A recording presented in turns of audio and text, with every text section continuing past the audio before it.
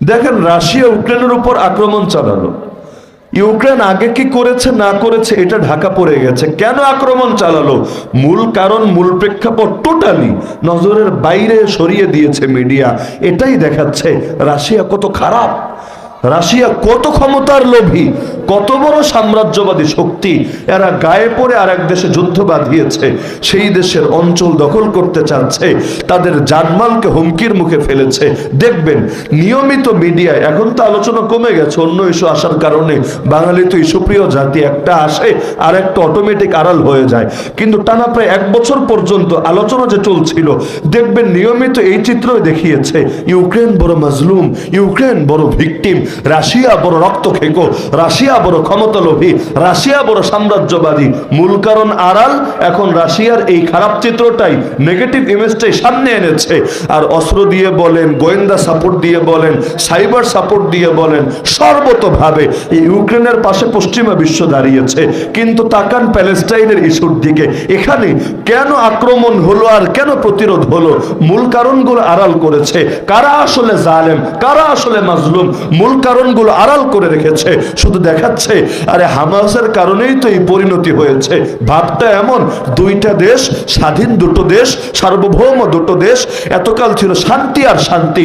হঠাৎ করে কিছু জঙ্গির মাথায় ভূত চেপেছে, তারা অযথা আর এক দেশে প্যারাসুটে চড়ে উড়ে উড়ে গিয়ে হামলা চালিয়েছে।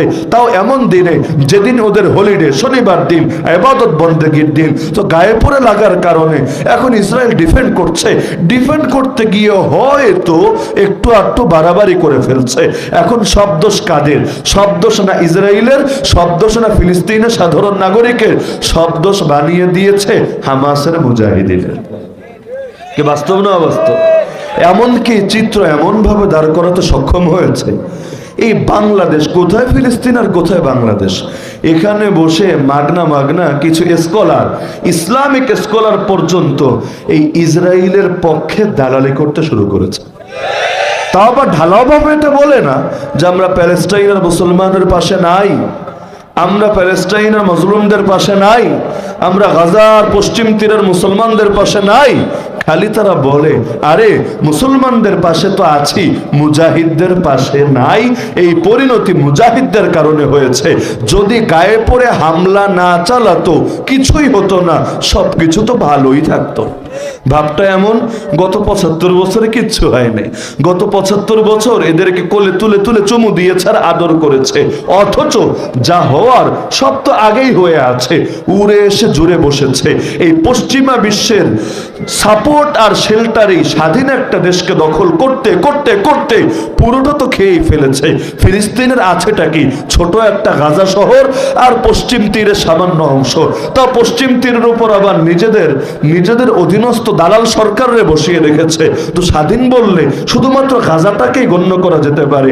সব মিলিয়ে মুসলমানই কত আর মানুষই কত, 2 মিলিয়ন সামথিং, সব মিলিয়ে 23 লাখের মতো মানুষ। তার মধ্যে বাচ্চা কাচ্চার সংখ্যা আবার অগণিত, নারীদের সংখ্যাও কম না। তো নওজোয়ান আর যুবকের সংখ্যাই আর কত হবে? তো সংখ্যাটাই এত কম। তার মধ্যে আবার গড়ে প্রত্যেক 10 জনের 5 জন করে মানুষ মামলা খেয়ে ওদের জেলে পড়ে আছে। আবার গড়ে প্রতিটা 5 জন শিশুর 1 জন করে শিশু স্বাস্থ্যহানির কারণে, স্বাস্থ্যগত অবনতির কারণে মরে যাচ্ছে। ভালো ট্রিটমেন্টের ব্যবস্থা নাই, মেডিকেল সাপোর্ট নাই। আরে মেডিকেলই তো রাখে না, সাপোর্ট তো পরের কথা। আজকের কথা ওদের আশিফা হসপিটালে পর্যন্ত ঢুকে পড়েছে। আর প্রায় সবগুলো হসপিটালের অবস্থা এমন, ধীরে ধীরে সব বন্ধ হবে। কারণ হসপিটাল তো খালি বিল্ডিং এর নাম না, হসপিটাল চালাতে যা লাগে কিছুই আর তেমন হাতে নাই এখন। এমন একটা দেশ যেই দেশে স্বাধীন বাহিনী নেই, এমন একটা দেশ যেই দেশের স্বাধীনতার নামকা অস্তে ছাড়া কিছুই না। পুরো দেশটাকে যদি বড় একটা জেলখানার সঙ্গে তুলনা করেন, আপনাদের ঢাকায় যেমন জেলখানা আছে, গাজীপুরে যেমন জেলখানা আছে, কাশিমপুরে যেমন জেলখানা আছে, এগুলোকে বলতে পারেন ছোট ছোট কারাগার। আর গাজা শহরটাকে বলতে পারেন সাইজে একটু বড় সাইজের কারাগার। তো কারাগার না তো কি? কারাগারে যেমন বন্দীদের ইচ্ছার উপর নির্ভর করে না কি চলবে কেমনে চলবে, বরঞ্চ জেল কর্তৃপক্ষ যারা, তাদের ইচ্ছার উপর নির্ভর করে কোনটা চলবে, কেমনে চলবে। ওরা যদি চায় পানি পাবেন, ওরা যদি না চায় পানি পাবেন না। যেমনটা আমাদের ওই তিক্ত অভিজ্ঞতা পাড়ি দিতে হয়েছে। তো এখন সেই গাজা শহরের মধ্যেও হালতটা এমন, খেয়াল করলে দেখবেন তাদের বেশিরভাগ বাসার ছাদে একটা না কয়েকটা করে টাঙ্কি আছে। বলবেন আমগো বাড়ির ছাদে টাঙ্কি একটা, পানির টাঙ্কি। তাদের বাড়ির ছাদে পানির টাঙ্কি একাধিক। কেন? টাকা বেশি হয়েছে, রাখার জায়গা নাই এজন্য? না রে ভাই, পানি তো দেয় না, হঠাৎ একদিন আসে, আবার কবে আসবে কে জানে। যখন আসে একটু জমিয়ে রাখে, যাতে করে কয়েকটা দিন একটু আরামের সাথে শান্তির সাথে চলতে পারে। হালত এমন, দেশের নাগরিক কয়টা, তার মধ্যে 80% মানুষকে আন্তর্জাতিক সাহায্যের জন্য পথ চেয়ে থাকতে হয়, এটার উপর নির্ভর করে জীবন ধারণ করতে হয়। আর এই জীবন কি জীবন? রোহিঙ্গা শরণার্থী শিবিরেও তো প্রায় 10 লাখ রোহিঙ্গা আছে, আর গাজা আর পুরো ফিলিস্তিন আছে। এদের জীবনটারে যেমন সম্পূর্ণ স্বাধীন জীবন বলা যায় না, শরণার্থী তো শরণার্থী, তাদের হালতটাও তো এমন। তো যা হারানোর সব তো হারিয়েই ফেলেছে, বরঞ্চ তাদের জন্য শাহাদাতের মৃত্যু সবচেয়ে উত্তম পথ বলে বিবেচিত হয়েছে। কারণ শিয়ালের মতো 1000 বছর বেঁচে লাভ নাই তো। জিল্লতির সঙ্গে 1,00,000 বছর বাঁচলে কি হবে? আরে প্রকৃত মুমিন যারা, তারা বাঁচলে একদিনই সিংহের মতো বাঁচার চেষ্টা করে। তো মুমিনদের শানই তো এটা। তো তাদের হারানোরই কি আছে, আর পাওয়ারই বা কিসের আশা আছে? অধিকার তো এমনিও দেয় না, অমনিও দিচ্ছে না। দিতে চাইলে 75 বছরে বহুবারই দিতে পারতো, দিতে যে চায় না এর প্রমাণ তো হাজার হাজার আছে। আর ইসরায়েলের প্রেসিডেন্টই চুক্তি করেছিল ইয়াসির আরাফাতের সাথে। আগেকার যুগেও যারা মিডিয়ার নজর রাখতেন তাদের জানা থাকার কথা, বা ইতিহাস পড়ে দেখেন, ইয়াসির আরাফাতের সাথে শান্তি চুক্তি করেছিল। কি মর্মে?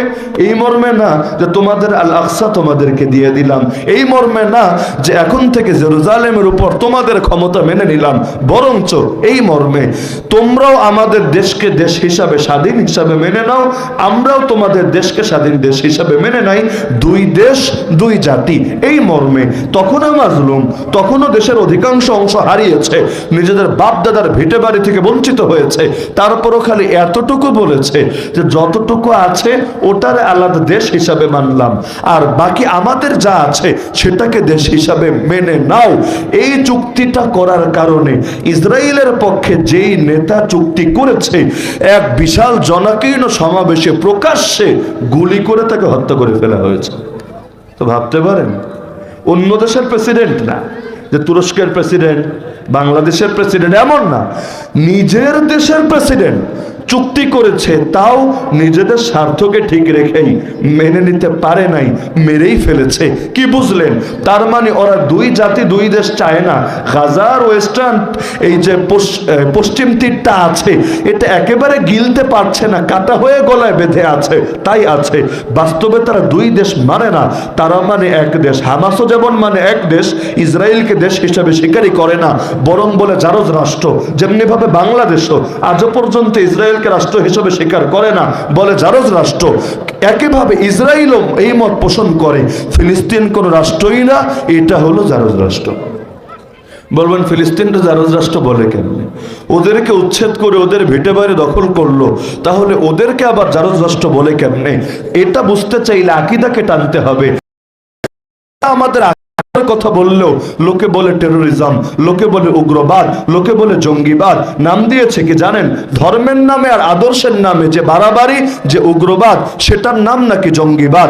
অথচ কোনো একজন পাগল পারলে প্রমাণ করুক, এই ইসরায়েলের যে লড়াই করছে, ওরা যে রক্ত ঝরাচ্ছে, ওরা যে মা বোনের ইজ্জত লুফে নিচ্ছে, এগুলো ধর্মের নামে করছে না, এমনি এমনি মনে চেয়েছে তাই করছে, বা এমনি ক্ষমতার লোভ আর সাম্রাজ্যবাদের কারণে করছে। পারলে কেউ বিতর্কে আসুক, আমরা এটা হাতে কলমে প্রমাণ করে দিতে পারবো, ওরা যা করছে পুরোটা ধর্মের নামেই করছে। ওরা ইহুদি রাষ্ট্রে বিশ্বাসী, এক অখণ্ড বিশাল ইহুদি রাষ্ট্র, যার মূল নেতা হবে মাসিহে দাজ্জাল। বলেন না নাউজুবিল্লাহ। যেমনি ভাবে আমাদের আকীদা, এক সময় গোটা দুনিয়া আবারও হবে ইসলামের ভূমি, যার নেতা হবেন আল্লাহর খলিফা মাহদি, আল্লাহ নবী ঈসা আলাইহিস সালাতু ওয়াস সালাম। তারা আসবেন, দুনিয়ার প্রতিটা ইঞ্চি ইঞ্চি মাটিতে আল্লাহর দ্বীনকে, আল্লাহর দ্বীনের পতাকাকে সমুন্নত করবেন। তো আমরাও এক মসিহের অপেক্ষায় আছি, তারাও এক মসিহের অপেক্ষায় আছে। আমাদের মসিহের নাম নবী ঈসা, ওদের মসিহের নাম মসিহে দাজ্জাল। তো এটা কি আকীদার ব্যাপার না অন্য কিছুর ব্যাপার? নবী ঈসা আমাদের আকীদার অংশ কিনা বলেন? আকীদার অংশ কিনা? আল্লাহর খলিফা মাহদি আমাদের আকীদার অংশ কিনা? আকীদার কিতাবে আকীদাগুলো পাওয়া যায় কিনা? এমনকি এগুলো যদি কেউ না মানে তাকে খাঁটি আর হকপন্থী মুসলমান বলা যায়? প্রশ্নই আসে না। যেমন কাদিয়ানীরা, গোলাম আহমদ কাদিয়ানীকে শুধু যে নবী বলে ভাই বিষয়টা এমন না। বিশেষ করে 2023-এ কাদিয়ানীদেরকে আপনি একটু খোঁজখবর লাগান না, ওদের অফিসে গিয়ে চেক দেন, দেখবেন ওরা নবী পরিচয়টাকে টোটাল আড়াল করে ফেলেছে। সবচাইতে বড় যেই পরিচয়টাকে ফোকাসে এনেছে সেটা হলো ওরা বলে গোলাম আহমদ কাদিয়ানী মাসিহ মাউউদ আলাইহিস সালাম, নাউযুবিল্লাহ। ওদের ভাষ্যে মাসিহ মাউউদ মানে প্রতিশ্রুত মাসিহ। প্রতিশ্রুত মাসিহ কে?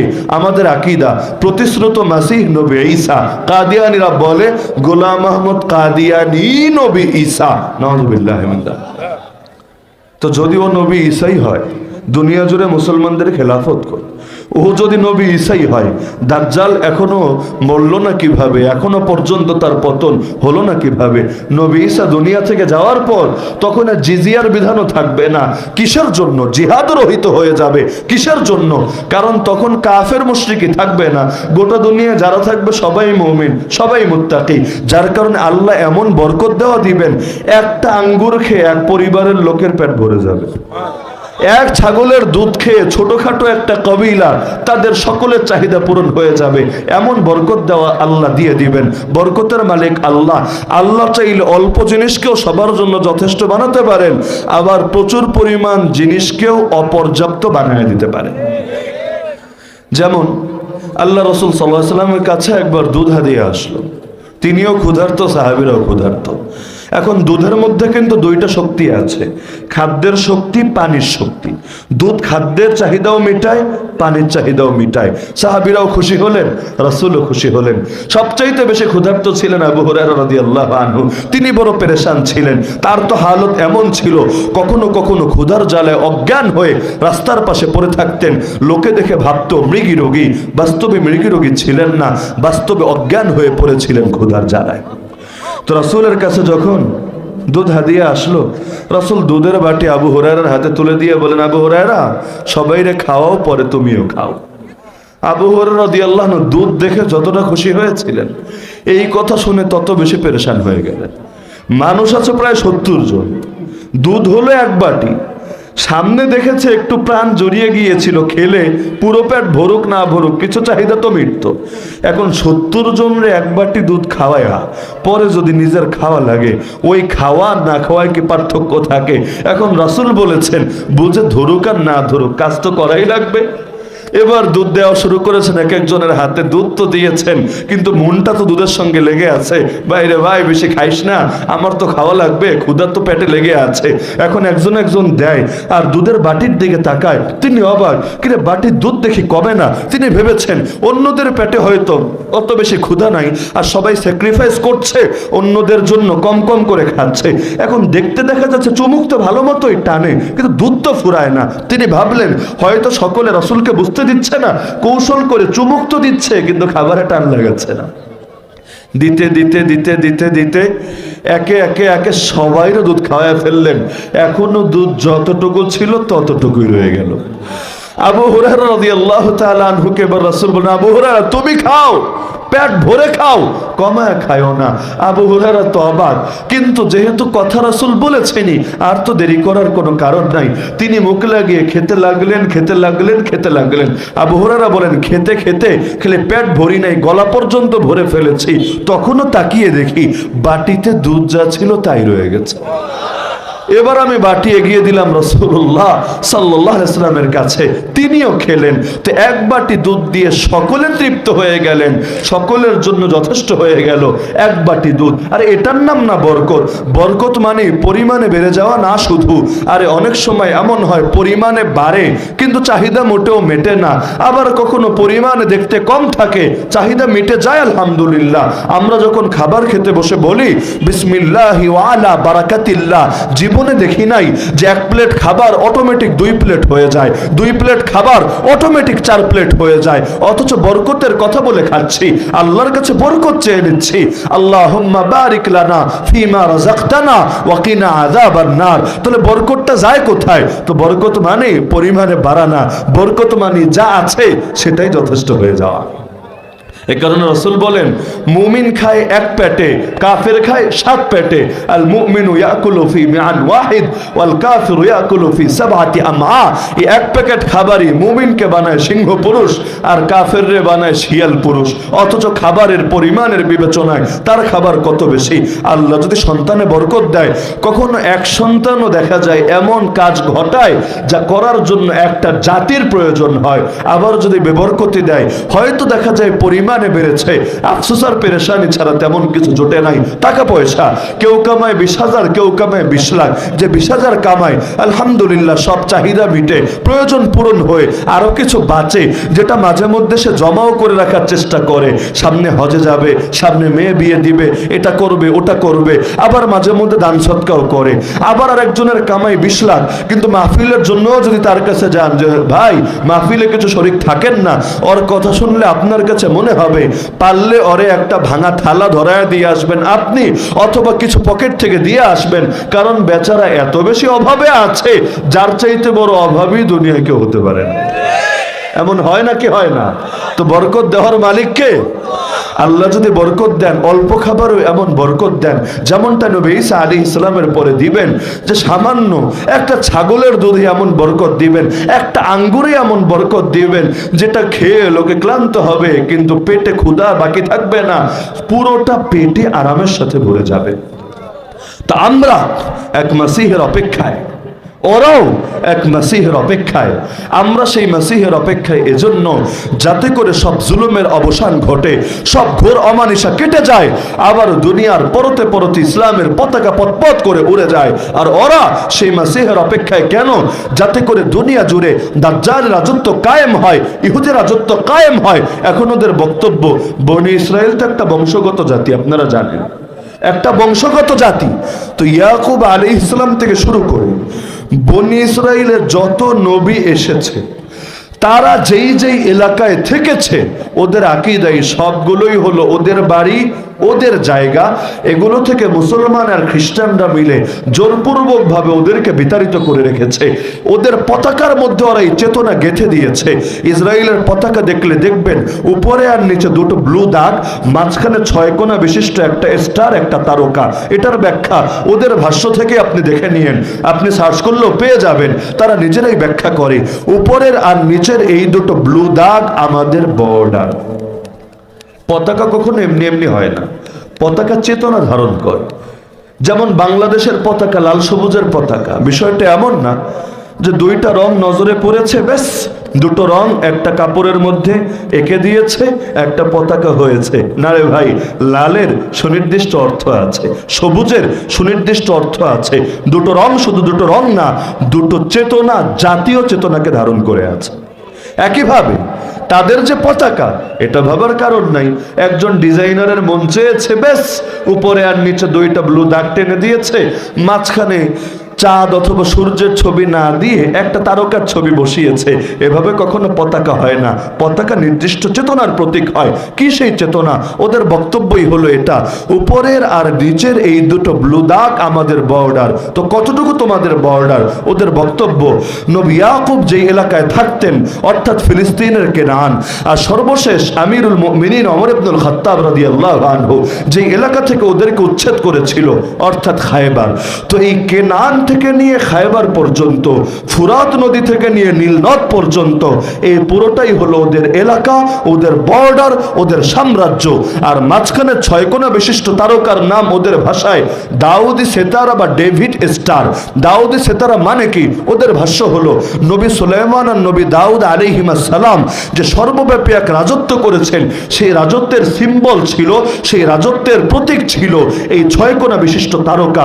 তো এটা দিয়ে বোঝাচ্ছে এই বর্ডারের মাঝখানে আমরা অখণ্ড সর্বব্যাপী এক রাজত্ব কায়েম করব, যে রাজত্ব হবে ধর্মভিত্তিক রাজত্ব, যে রাজত্ব হবে ইহুদি রাজত্ব। এখন আছে ক্ষুদ্র ইসরায়েল, সেগুলোই হবে দ্য গ্রেট ইসরায়েল, নাউযুবিল্লাহি মিন যালিক। এরপর আসবে ওদের মসিহ দাজ্জাল, সে এসে শুধু এই বর্ডারের মাঝখানেই না, মক্কার মদিনা বাদে গোটা দুনিয়ার উপর কায়েম করবে সেই ইহুদি রাজত্ব, নাউযুবিল্লাহি মিন যালিক। তা আমাদের আকীদা যেমনি ভাবে গোটা জমিনের মালিক কে, আর আমরা কার বান্দা? শুধু বান্দাই না, কোরআনের ভাষ্যে সূরা বাকারার ভাষ্যে তার খলিফা। খলিফা মানে প্রতিনিধি। প্রথম মানুষ বানানোর আগে আল্লাহ ফেরেশতাদেরকে বলেছিলেন ইন্নী জাইলুম ফিল আরদি খলিফা, আমি আল্লাহ পৃথিবীতে খলিফা বানাতে যাচ্ছি। খলিফা মানে প্রতিনিধি। আমরা কার প্রতিনিধি? আরে বলেন না, কার প্রতিনিধি? যে যার প্রতিনিধি হয় সে তার আদর্শই বাস্তবায়ন করে। পিটার হাস কার প্রতিনিধি? আমেরিকার। তো পিটার হাস কার আদর্শ বাস্তবায়নের চেষ্টা করবে? এই দফতর থেকে ওই দফতর, এই নেতা থেকে ওই নেতা, এই মন্ত্রণালয় থেকে ওই মন্ত্রণালয়ে ছোটাছুটি করবে কার আদর্শ বাস্তবায়নের জন্য? আপনারটা তো না, তার দেশেরটা। এটাই স্বাভাবিক। যে যার নুন খায় সে তার গুণ গায়, যে যার প্রতিনিধিত্ব করে সে তার আদর্শ বাস্তবায়নের চেষ্টা করে। তো একজন মুমিন যখন কালেমা পড়ে নিজেকে খালি গোলাম, ভৃত্য আর দাস বলেই মেনে নেয় না, বরঞ্চ পাশাপাশি খলিফার প্রতিনিধি বলেও মেনে নেয়। আব্বা আদমও ছিলেন আল্লাহর খলিফা, আর তার যত মুমিন মুত্তাকি সন্তান দুনিয়াতে আসবে সকলে আল্লাহর খলিফা। তো যেমনি ভাবে শয়তানের গোলামরা শয়তানি আদর্শ বাস্তবায়ন করতে চায়, আল্লাহর গোলামরাও পৃথিবীর পরতে পরতে আল্লাহর আদর্শই বাস্তবায়ন করতে চায়। এজন্য আপনারা শৈশব থেকেই বয়ান শুনে এসেছেন সর্বোত্তম মানুষকে। এটা শোনেন নাই সর্বোত্তম মানুষ যে খায় আর নিজের জান্নাত নিয়ে ফিকির করে, যে শুধুমাত্র নিজে ইবাদত বন্দেগী করে নিজের আখিরাত কেমনে গোছানো যায় এটা ধান্দা করে, বরঞ্চ এটাই শুনেছেন কুনতুম খায়রা উম্মাহ উখরিজাত লিন-নাস তা'মুরুনা বিল মা'রুফ ওয়া তানহাউনা আনিল মুনকার ওয়া তু'মিনুনা বিল্লাহ। তোমরা শ্রেষ্ঠ জাতি। কেন শ্রেষ্ঠ? 4 কারণে। 1 নম্বর কারণ কি? তোমাদেরকে বের করা হয়েছে সমগ্র বিশ্বের মানুষের জন্য, না শুধু মুমিন মুত্তাকি না, সমগ্র বিশ্বের সমস্ত মানুষের জন্য। তোমরা সকলের ডাক্তার, সকলের চিকিৎসক। ডাক্তার সবার ট্রিটমেন্ট করে, যার যা লাগে তার তাই দেয়। তোমরাও জমিনের ডাক্তার, তোমরাও দেখবা কার কি প্রয়োজন। যার ট্যাবলেট লাগে তার ট্যাবলেট দিবা, যার ক্যাপসুল লাগে তার ক্যাপসুল দিবা, যার থেরাপি লাগে তার থেরাপি দিবা, যার মলম লাগে তার মলম দিবা, যার ইনজেকশন লাগে তার ইনজেকশন দিবা, যার সার্জারি লাগে, অপারেশন লাগে তার সার্জারি আর অপারেশনই করবা। প্রয়োজনে পচে যাওয়া অঙ্গের অপারেশন করে পচে যাওয়া অঙ্গ কেটে ফেলবা। কেন? কারণ পচন যদি এভাবে দূর করতে না পারো, গোটা শরীরটাই পড়ে যাবে হুমকির মুখে। এ কারণে রাসূলুল্লাহ সাল্লাল্লাহু আলাইহি সাল্লাম তিনিও তো প্রেরিত হয়েছিলেন সকলের জন্য। ওয়ামা আরসালনাকা ইল্লা রাহমাতাল লিল আলামিন। তো সবার জন্য রহমত হয়ে যদি প্রেরিত হন, আবু জাহালের বিরুদ্ধে যুদ্ধ করলেন কেন? যুদ্ধের ময়দানে 70টা কাফেরকে বদরের ময়দানে তিনি জাহান্নামে পাঠানোর ব্যবস্থা করলেন কেন? আর 70টাকে বন্দী করে এনে হাজির করলেন কেন? তিনি যদি রহমতই হন তাহলে এটা কেন করলেন? আরে এটাও রহমত। ডাক্তারের হাতেও ছুরি থাকে, ডাকাতের হাতেও ছুরি থাকে, পুলিশের হাতেও বন্দুক থাকে, খুনির হাতেও বন্দুক থাকে, কিন্তু কমন সেন্স যদি কারো থাকে দুটোকে এক মনে করে না, আলাদাই মনে করে। ডাক্তারের ছুরিকে লোকে বলে রহমতের ছুরি, আর ডাকাতের ছুরিকে লোকে বলে গজবের ছুরি। ডাকাত যদি ছুরি ব্যবহার করে লোকে লানত দেয়, অভিশাপ দেয়, আর ডাক্তার যদি ছুরি ব্যবহার করে লোকে উল্টা টাকা দেয়, পয়সা দেয়, আসার সময় থ্যাংক ইউ দিয়ে আসে, আবার আগামীতে আরেকজন রোগীরে এনেও হাজির করবে এই আশ্বাসও দিয়ে আসে। অথচ ছুরি দুটোই ছুরি। আরে বন্দুক ডাকাত খুনির হাতেও বন্দুক থাকে, পুলিশের হাতেও বন্দুক থাকে। ডাকাতের বন্দুকের জন্য উল্টো তার বিরুদ্ধে মামলা হয়, তাকে জেল হাজতে যেতে হয়। আর পুলিশ বন্দুক হাতে রাখার পর মাসে মাসে বেতন পায়, ভাতা পায়। কে দেয় বেতন? আপনাদের থেকেই, টাকা থেকেই দেওয়া হয়। কেন দেওয়া হয়? সে আপনার সেবা করবে বলেই দেওয়া হয়, অথচ হাতে বন্দুক। তার মানে বন্দুক বন্দুক এক না, ছুরি ছুরি এক না। আবু জাহেলের হাতেও তরবারি, রাসূলুল্লাহ সাল্লাল্লাহু আলাইহি ওয়াসাল্লামের হাতেও তরবারি। দুই তরবারি, এক তরবারি না। আবু জাহেলের তরবারি জঙ্গিবাদের তরবারি, রাসূলের তরবারি জিহাদের তরবারি। আমেরিকার হাতেও অস্ত্র, আফগানিস্তানের নিরীহ জনতার হাতেও অস্ত্র, ইসরায়েলের হাতেও অস্ত্র, আর হামাসের মুজাহিদিনের হাতেও অস্ত্র। দেখতে উভয়টাই অস্ত্র, কিন্তু কমন সেন্স যদি থাকে, আরে ধর্ম রাখেন, নীতি নৈতিকতাও যদি কারো ঠিক থাকে, দুটোকে কোনোদিন এক বলবে না, বরং জালেমের অস্ত্রকে বলবে টেরোরিজমের অস্ত্র, মাজলুমের অস্ত্রকে বলবে জিহাদ আর রহমতের অস্ত্র। জিহাদ আছে বলেই এখনো পর্যন্ত আল্লাহর আযাবে সকলে ধ্বংস হচ্ছে না। না হলে আপনি দেখেন, লূত আলাইহিস সালামকে আল্লাহ বললেন, হে লূত, মুমিনদেরকে নিয়ে বের হয়ে যাও। কখন? দিনের বেলা না, রাতের শেষ ভাগে মুমিনদেরকে নিয়ে বের হয়ে যাও। তবে খবরদার, তুমি সামনে সামনে থাকবা না, ওয়াত্তাবি আদবারাহুম, তুমি থাকবা কাফেলার পেছনে। জিম্মাদার তুমি থাকবা কাফেলার পেছনে। কেন জানো? তুমি এটা খুব ভালো করে খেয়াল রাখবা, ওয়ালা ইয়ালতাফিত মিনকুম আহাদ, কেউ যাতে ঘাড় ঘুরিয়ে ভুলেও পেছনে না তাকায়। কেন? পেছনে তাকালে কি হবে? আরে একদিকে তোমরা বের হবা, আর একদিকে আযাব দিয়ে গোটা এলাকাটাকেই তছনছ করে দেওয়া হবে। তো যদি মুমিনরা পেছনে তাকায়, কেউ দেখবে তার ভাই শেষ, তার বাপ শেষ, তার মা শেষ, তাদের দিলে হয়তো কষ্ট আসবে। তো খবরদার, তোমার বাহিনীকে নিয়ে, মুমিনদেরকে নিয়ে চলে যাও, কেউ পেছনে ফিরে তাকাবা না। তবে ইল্লাম রাতাক, তোমার বউরের সঙ্গে নিবা না। বউ হতে পারে, কিন্তু যেহেতু সে জালেমের সহযোগী, কাফেরদের অন্তর্ভুক্ত, তারে সঙ্গে নিবা না, তাকে রেখে যাও। আগেকার নবীদের ইতিহাস মনে দেখবেন, নূহ নবীকে বললেন নৌকায় ওঠো, শুধু নিজে না, তোমার আহালকে উঠাও, মুমিনদেরকে উঠাও, জোড়ায় জোড়ায় প্রাণীকুলকে উঠাও। সবাই যখন ওঠে, নৌকা চলতে শুরু করে, একদিকে তারা আগায়, আর একদিকে পুরো এলাকাকে আল্লাহ পানিতে ডুবায়া বরবাদ করে দেয়। তো এবার চিন্তা কর।